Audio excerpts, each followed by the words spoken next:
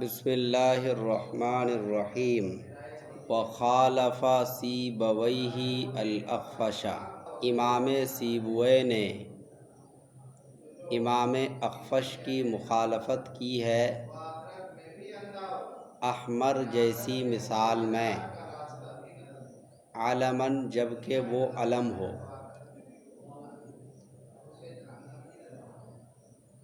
امام سیبوی نے مخالفت کی احمر جیسی مثال میں۔ پہلے یہ جانو کہ امام سیبوی کون ہیں اور امام اخفش کون ہیں۔ امام سیبوی شاگرد ہیں اور امام اخفش استاذ ہیں۔ سمجھ میں آئی بات؟ اور اس مسئلے میں استاذ نے شاگرد کے ساتھ اختلاف کیا ہے، تو یہ اختلاف عام لوگوں کے اختلاف کی طرح نہیں ہے، مطلب تہذیب کے دائرے میں اختلاف کرنا۔ تو اخفش نام کے 3 آدمی گزرے ہیں، اس کو حاشیہ میں لکھا ہے، اس کو دیکھو، حاشیہ نمبر 3۔ ذکر فی بعض الشروح، بعض شرحوں کے اندر ذکر کیا گیا ہے، الاولی رفع الاخفش، اخفش کو رفع دینا اولا ہے۔ یعنی یہاں متن کتاب میں خالف سیبویہ الاخفش، یعنی فاعل بنایا جائے اخفش کو، فاعل بنایا جائے کس کو؟ اخفش کو۔ بعض لوگوں نے، بعض شرحوں کے اندر یہ بات ہے، مگر یہ بات صحیح نہیں ہے، اس لیے کہ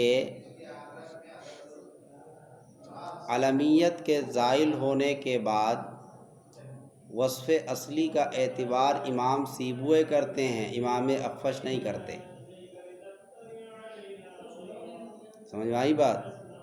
احمر سے مراد ہے ہر وہ مثال جس کے اندر علمیت سے پہلے وصفی معنی ظاہر ہو، علم بننے سے پہلے جیسے لفظ احمر، کسی کا نام نہ رکھا جائے تو اس کے اندر وصف ہے سرخ ہونا، لیکن جب علم ہوگا تو وصفیت ختم، اس لیے کہ علمیت اور وصفیت دونوں ایک دوسرے کی ضد ہیں، کیونکہ علم دلالت کرتا ہے ذات متعین پر اور وصف دلالت کرتا ہے ذات مبہم پر، تو جب علم ہوگا تو وصف نہیں ہوگا۔ تو احمر سے احمر مراد نہیں ہے، اس میں تفضیل کا صیغہ بھی مراد نہیں ہے، کوئی بھی وزن ہو۔ سمجھ میں آئی بات؟ جیسے سکران ہے، اس کے اندر بھی صفتی معنی ہے نشہ آور ہونا، کسی کا نام رکھ دیں گے تو وصفی معنی ختم ہو جائے گا۔ تو اب یہ نہ سمجھا جائے کہ احمر سے مراد اس میں تفضیل ہی کا صیغہ، نہیں، کوئی بھی لفظ ہو اس کے اندر وصفی معنی ہو، یعنی علمیت سے پہلے وصفی معنی ظاہر ہو، تو امام سیبوی کہتے ہیں کہ علمیت جب زائل ہو جائے تو وصفی معنی لوٹ آئے گا، جو وصفی معنی ختم ہو گیا تھا علمیت کی وجہ سے، کیونکہ جب علم ہوگا تو وصف نہیں ہوگا، وصفی معنی زائل ہو گیا تھا، لیکن جب علمیت کو ہم زائل کر دیں گے تو پھر وصفی معنی لوٹ آئے گا، کیونکہ اب کوئی معنی نہیں ہے۔ معنی کون تھا؟ علم ہونا۔ جب معنی ختم ہو گیا تو اب وہ لوٹ آئے گا۔ یہ امام سیبوی کا دعویٰ ہے، امام اخفش کا یہ دعویٰ نہیں، وہ نہیں مانتے۔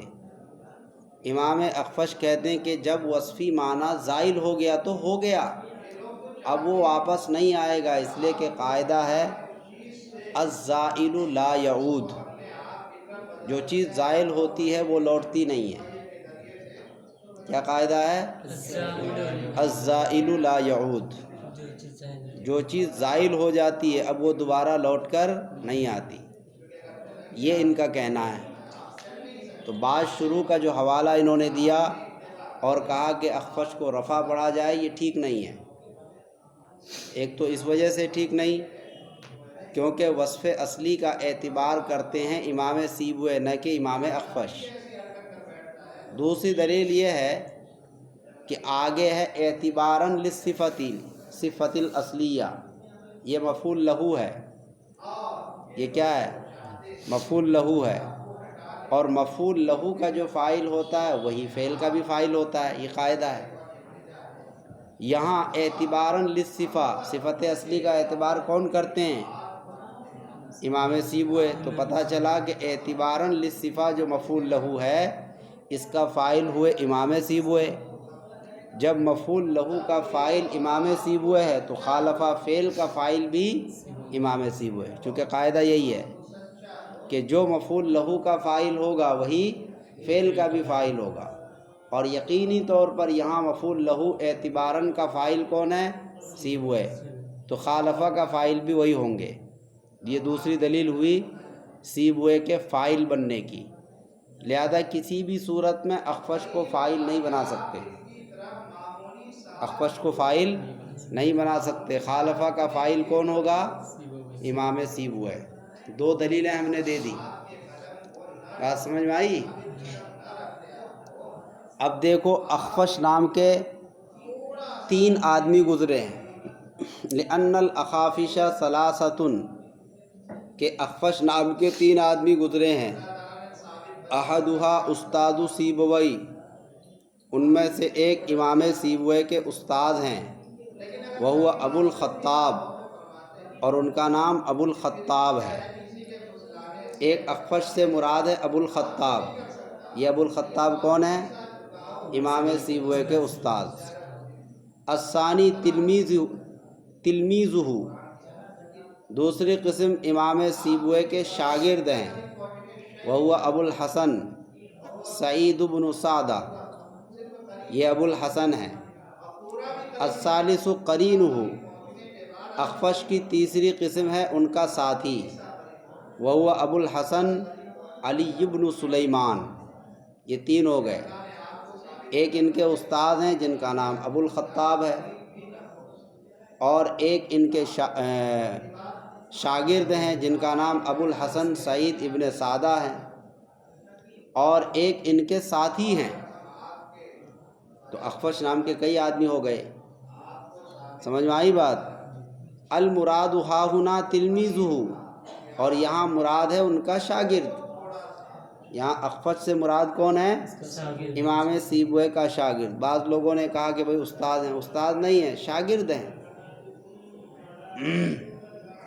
لذا صرح المصنف، کذا صرح المصنف فی شرح المفصل، اور اسی طرح مصنف نے تشریح کی ہے مفصل کی شرح میں نے بتایا تھا کہ یہ کافیہ مفصل سے مختصر ہے۔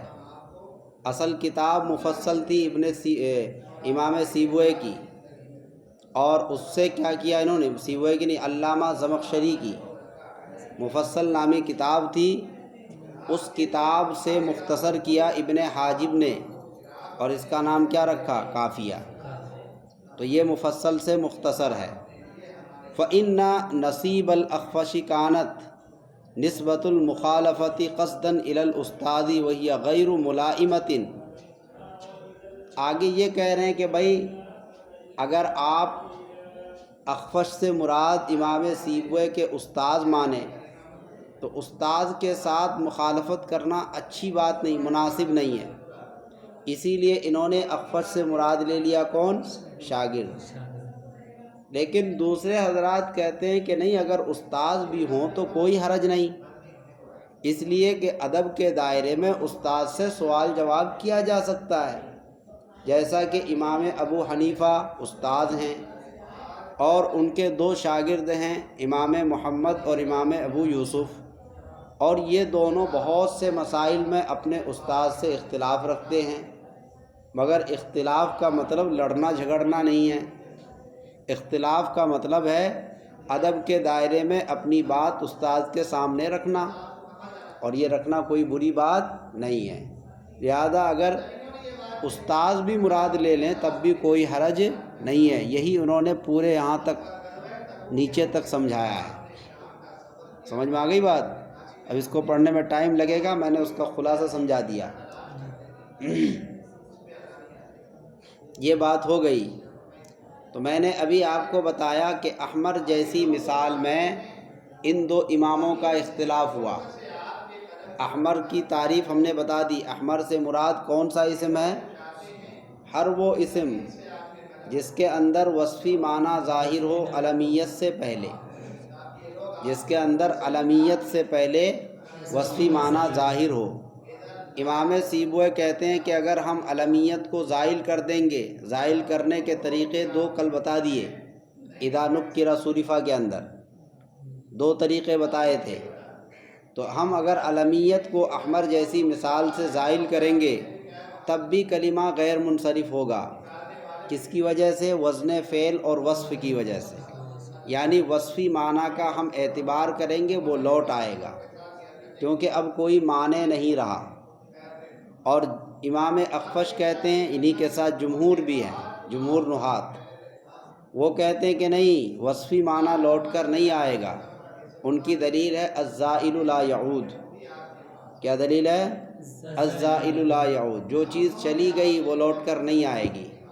یہ اختلاف ہے دونوں میں، اس لیے کہ خالف سیبویہ الاخفش، امام سیبویہ نے امام اخفش کی مخالفت کی ہے احمر جیسی مثال میں، جبکہ وہ علم ہو۔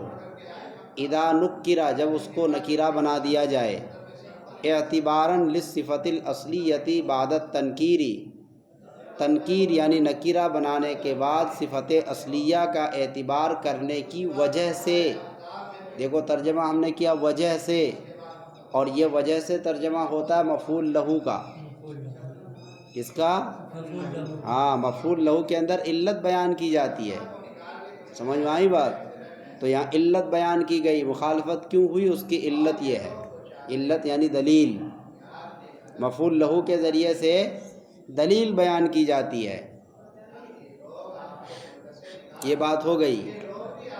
اس کے بعد آگے ولا یلزمہ باب حاتم لما یلزم من اعتبار المتضادین فی حکم واحد، اور لازم نہیں آئے گا امام سیبویہ کو باب حاتم اس وجہ سے جو لازم ہے، یعنی دو متضاد چیزوں کا اعتبار کرنا۔ من بیانیہ کا ترجمہ ہم نے کیا، یعنی دو متضاد چیزوں کا اعتبار کرنا ایک حکم میں، اور اگر آپ چاہیں تو الٹا ترجمہ بھی کر سکتے ہیں، ایک حکم میں دو متضاد چیزوں کا اعتبار کرنے کی وجہ سے۔ سمجھ میں آئی بات؟ اب یہاں ایک اعتراض کیا امام اخفش نے امام سیبویہ پر۔ انہوں نے کہا کہ بھائی آپ وصف اصلی کا اعتبار کرتے ہیں تو حاتم جیسی مثال میں بھی کرو۔ کس کے اندر؟ حاتم جیسی مثال میں۔ حاتم جیسی مثال سے کیا مراد ہے اس کو سمجھ لو۔ حاتم جیسی مثال سے مراد ہے ہر وہ اسم جس کے اندر صفت اصلی ہو اور علمیت حالی ہو،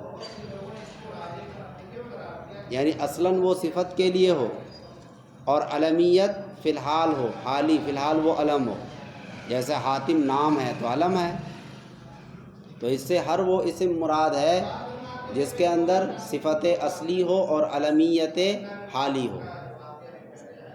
اب یہ کہہ رہے ہیں کہ آپ چونکہ وصف اصلی کا اعتبار کرتے ہیں تو حاتم کے اندر علمیت تو ہے ہی، ساتھ ساتھ آپ وصف اصلی کا اعتبار کیجئے۔ سمجھ میں آئی بات؟ وصف اصلی کا کیا کیجئے؟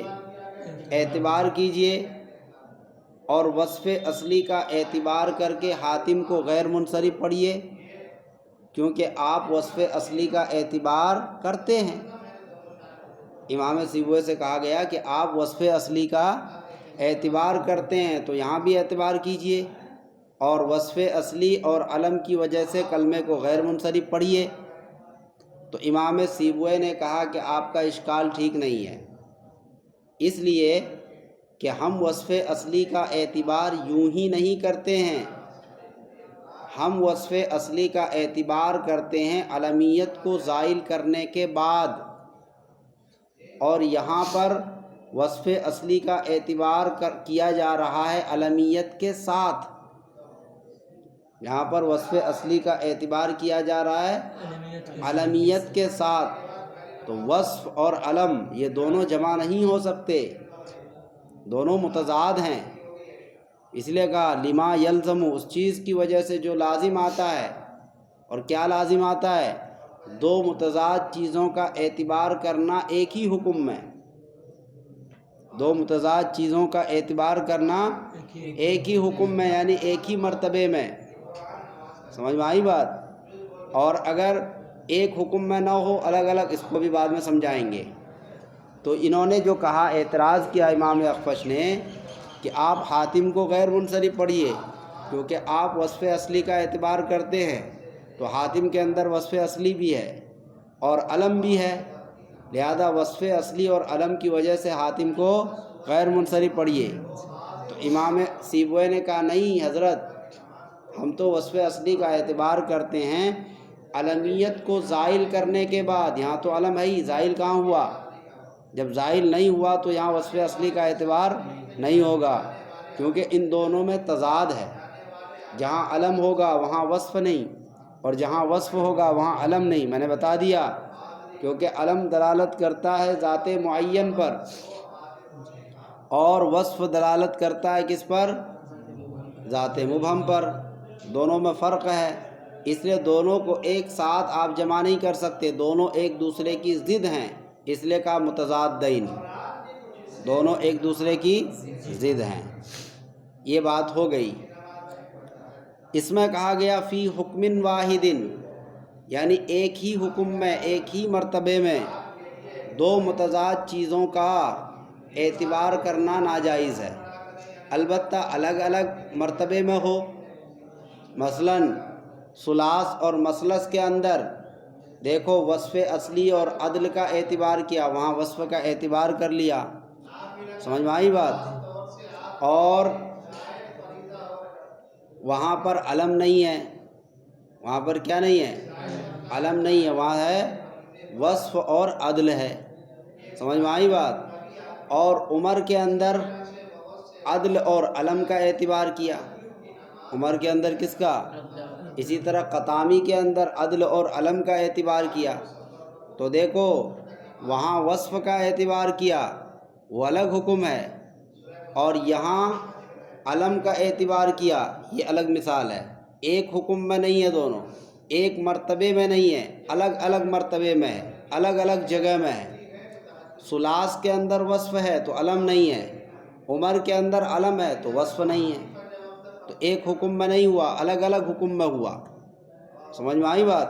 ثلاث کا حکم الگ اور عمر کا حکم الگ، الگ الگ حکم میں جمع ہو سکتا ہے، لیکن فی حکم واحد نہیں ہو سکتا۔ یہ ہے فی حکم واحد کا مطلب۔ اب آگے ہے جمیع الباب۔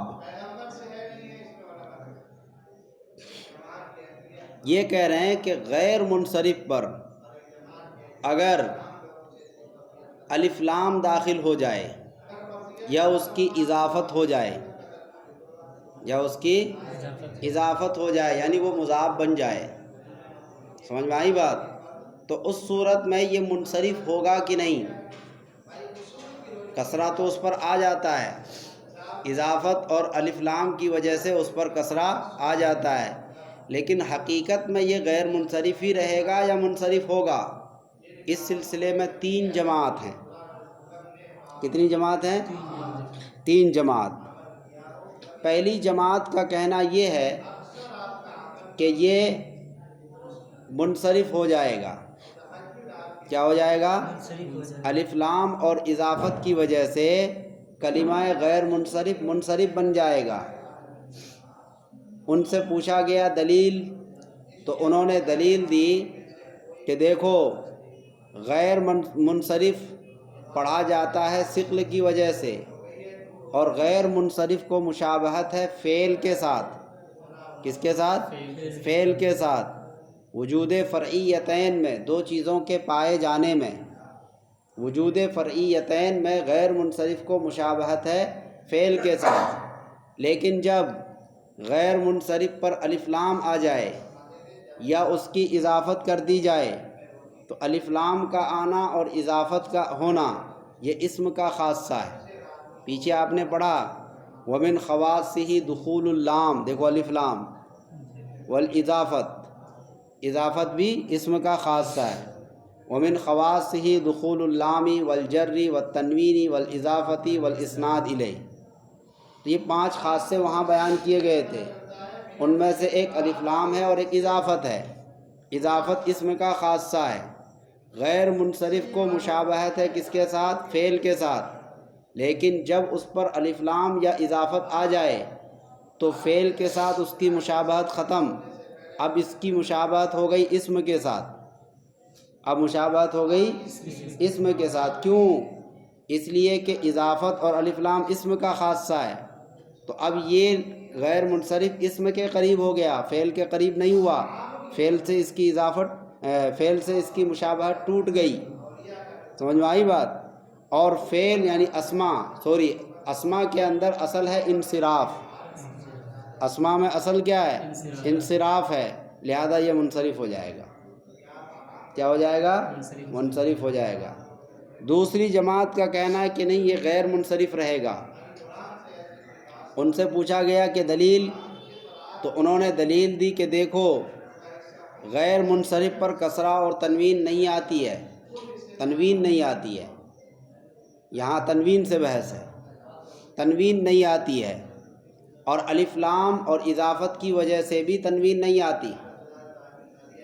کسی پر الف لام داخل کریں گے تو تنوین آئے گی، کیونکہ الف لام اور تنوین کے درمیان تضاد ہے، ایسے ہی اضافت اور تنوین کے درمیان تضاد ہے، تو جب الف لام اور اضافت کی صورت میں بھی تنوین نہیں آتی تو اس کا مطلب یہ کہ یہ غیر منصرف ہے، اس لیے تنوین نہیں آ رہی ہے۔ تیسری جماعت انہوں نے کہا کہ دیکھو الف لام اور اضافت کے بعد ہم غور کریں گے، الف لام اور اضافت کے بعد ہم غور کریں گے، اگر 2 اسباب ہیں تو کلمہ کو غیر منصرف پڑھیں گے، اور اگر 2 اسباب نہیں ہیں تو کلمہ کو منصرف پڑھیں گے۔ یہ ہے وجمیع البابی، اور تمام ابواب لام کے ساتھ یا اضافت کے ساتھ۔ ابواب سے مراد ہے یہ جو اسباب تسع ہیں سب، سمجھ میں آئی بات؟ عدل، وصف، تانیث وغیرہ یہ سب مراد ہیں۔ تمام ابواب لام کی وجہ سے یا اضافت کی وجہ سے ینجر بالکسری، یہ مجرور ہو جائیں گے کسرے کے ساتھ۔